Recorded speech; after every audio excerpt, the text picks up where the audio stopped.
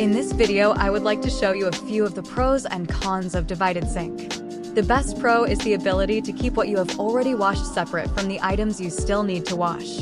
We want to keep cross-contamination minimal.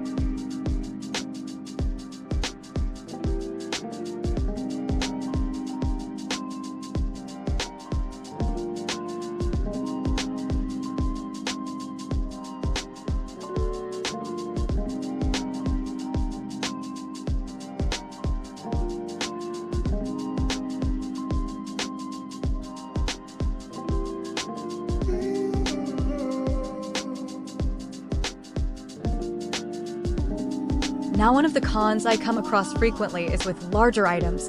It's hard to fit them in and wash at the same time without making a mess everywhere.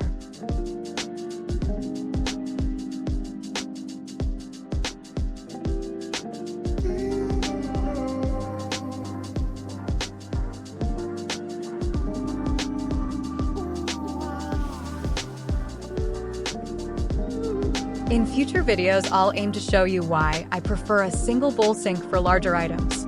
One problem with a single bowl sink is that you really don't have the separation the double bowl sink gives you.